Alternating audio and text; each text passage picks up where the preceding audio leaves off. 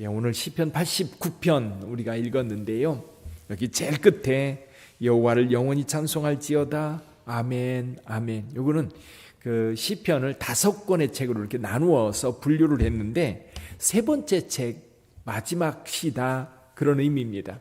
이 89편을 제왕시 왕이 왕으로 등극하는 그런 장면들을 묘사하고 있는데 오늘 시편은 세 부분으로 나눠져 있어요. 앞부분은 전능하신 하나님에 대한 찬양, 두 번째는 다윗에 대한 노래, 세 번째는 이 다윗 왕조가 무너져 내린 그런 상태를 이야기하고 있습니다. 그래서 오늘 이제 내용이 많으니까요. 오늘은 다윗에 대한 묵상을 좀 같이 했으면 좋겠습니다. 다윗.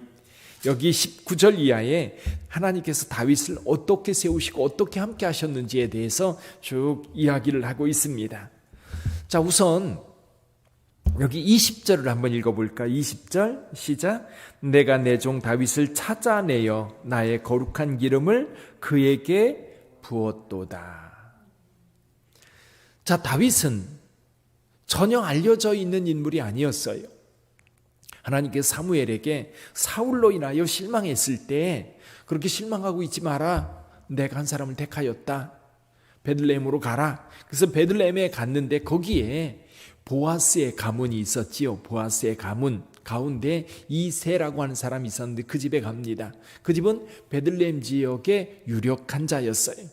그래서 사무엘이 오니까 깜짝 놀랐어요. 당신이 오시는 것이 좋은 일입니까? 아니면 나쁜 일입니까? 물어요. 좋은 일이다. 그래서 가족들을 다 모아 하나님 앞에 제사 드리자. 그리고 모였는데 하나님께서 이새의 아들 중에 기름을 부으려고 작정하셨어요.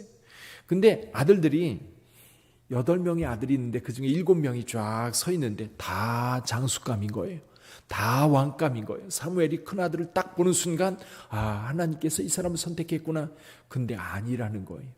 다 지났는데도 하나님께서 아무런 말씀을 하지 않으세요. 이새에게 묻습니다. 아들이 또 있느냐? 있긴 있는데. 그렇죠? 있긴 있는데. 그게 가족들 가운데 이렇게 무시당했던 거예요. 외면당했던 거예요. 막내가 있긴 있는데 지금 양떼를 돌보고 있습니다. 사무엘이 빨리 불러와라.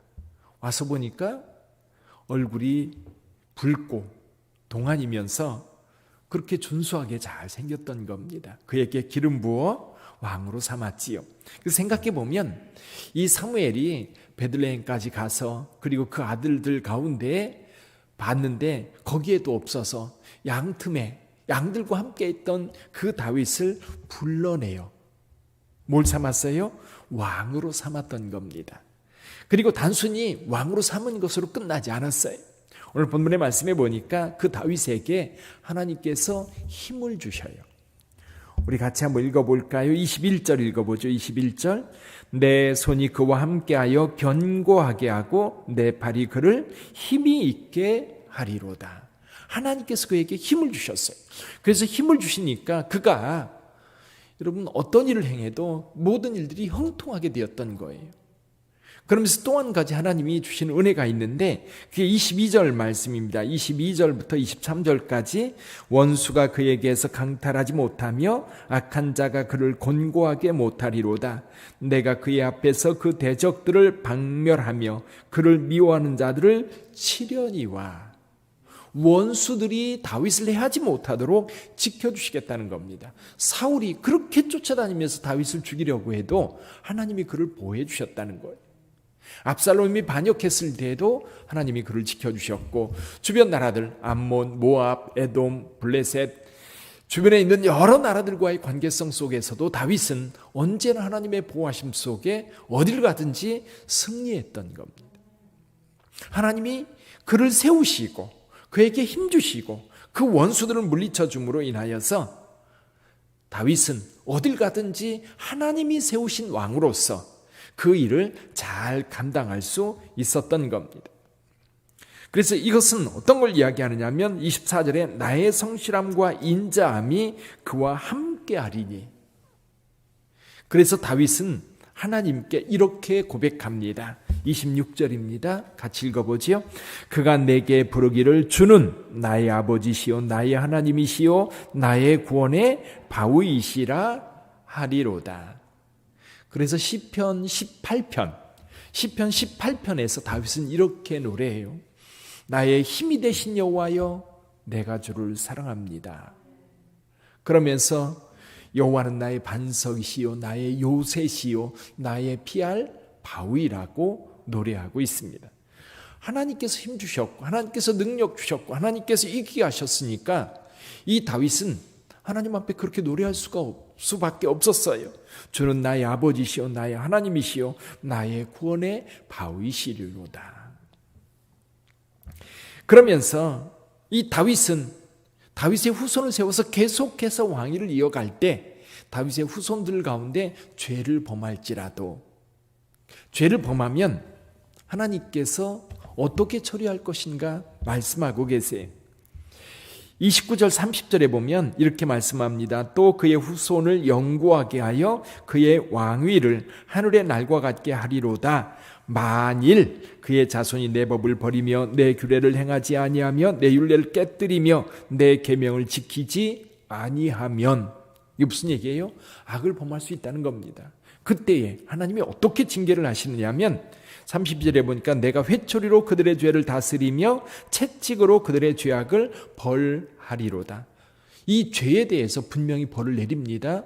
그런데요, 하나님께서 다윗과 맺은 언약은 깨뜨리지 않습니다. 그래서 여기 33절부터 읽어보죠. 33절부터 35절까지 시작. 그러나 나의 인자함을 그에게서 다 거두지는 아니하며 나의 성실함도 패하지 아니하며 내 언약을 깨뜨리지 아니하고 내 입술에서 낸 것은 변하지 아니하리로다. 내가 나의 거룩함으로 한 번 맹세하였은즉 다윗에게 거짓말을 하지 아니할 것이라. 할렐루야. 하나님께서 어떤 일이 있어도 그 약속을 바꾸지 않고 지켜가겠다라고 말씀하셔요. 사실 오늘 이 다윗에 대해서 말씀하신 이 말씀은 오늘 저와 여러분들에게 하신 말씀인 줄 믿습니다. 저와 여러분들, 하나님을 알지도 못하던 저희들, 아니 이 나라의 민족이 그랬어요. 하나님을 알지도 못하고 이 예루살렘에서 비하면 저 동방 끄트머리에 있는 나라, 근데 여기에 복음의 빛이 들어오게 되었고 그 복음의 빛으로 인하여 이 나라가 이만큼 살게 된 줄 믿습니다.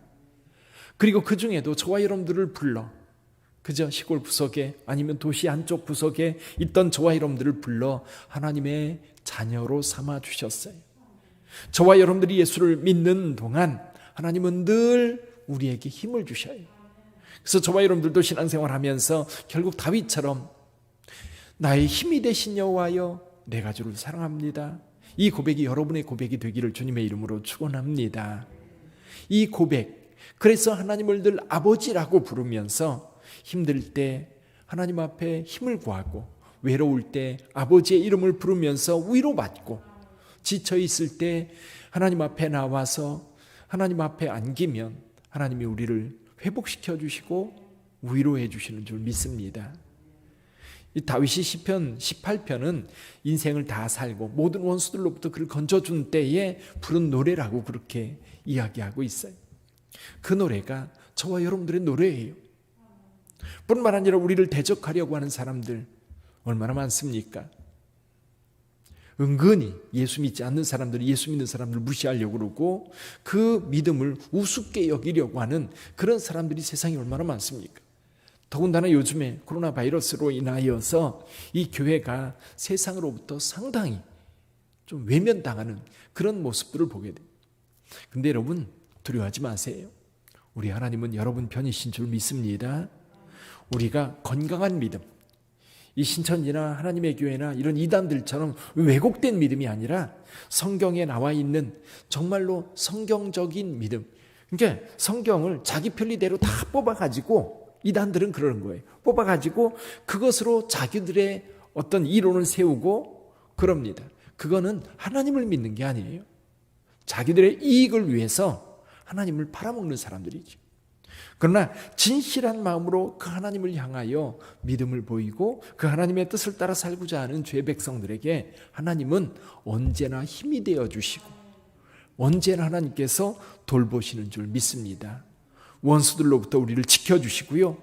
또 우리가 행여 실수해서 이 사단의 미혹에 넘어가 죄를 질지라도 하나님은 우리를 아주 버리지 않습니다. 우리를 돌이켜 하나님의 백성으로 삼으시고 끝까지 보호해 주시는 줄 믿습니다. 근데 여기 실은 오늘 본문의 말씀 38절 이하에 보면 어려움을 당하고 있는 거예요. 그렇죠? 어려움을 당하고 있는 상황인데 지금 다윗에게 약속하셨던 하나님, 다윗을 선택하시고 다윗을 축복하셨던 하나님께 이 위기에서 건져달라고 기도하는 내용이 이 후반부에 이어져요. 이 얘기는 뭐냐면 저와 여러분들도 신앙생활하면서 어려움을 당할 때가 있습니다. 그러면 그때 이스라엘 백성들은 다윗을 생각하면서 하나님의 은혜를 구했습니다. 근데 오늘 저와 여러분들에게는 예수님께서 우리에게 한없는 은혜를 주셨어요. 내 말이 너희 안에 너희가 내 안에 거하면 무엇이든지 원하는 대로 구하라. 예수님은 언제나 우리 안에 계시면서 우리와 동행하시는 줄 믿습니다. 그러므로 여러분 세상에 어떤 풍파가 오더라도 예수 믿는 그 믿음만큼은 세상에 다 내게 있는 거 사라져도요 결코 끝까지 버리지 말아야 될 것은 예수님을 믿는 그 믿음은 굳게 잡고 가시기를 바랍니다. 오늘도 다윗을 선택하시고 다윗과 함께 하셨던 그 하나님께서 여러분들과 함께 하시고 여러분들을 지켜주실 줄 믿습니다.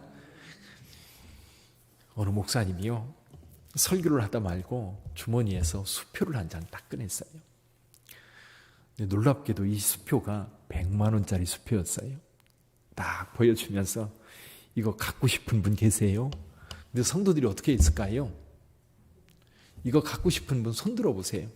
여러분 손 드시겠어요? 안 드시겠어요? 아마 성도 이런 마음이 목사님 진짜 저걸 주려고 그러나 그렇죠?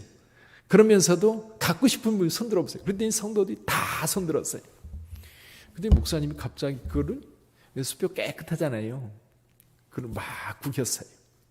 완전히 구겨진 거를 보여주면서 이래도 받고 싶은 분 계세요? 다 손 들었어요. 그런데 목사님이 땅에 팍 팽개치고 발로 팍 짓밟았어. 그리고 들고서 그래도 여러분 가지시겠어요? 성도님 손 들었을까요? 안 들었을까요? 다 들었지요. 왜요? 구겨지고 짓밟혀도 이 수표 100만 원의 수표 가치는 여전히 존재하는 거예요. 그러니까 저와 여러분들도 세상에 살면서요 짓밟히고 찢기고 상처받고 버려지고 그래도요 우리 하나님의 사랑은 변함없는 줄 믿습니다. 그래서 그 은혜로 오늘 하루도 행복하게 사시는 여러분 되시기를 주님의 이름으로 축원합니다. 기도하겠습니다.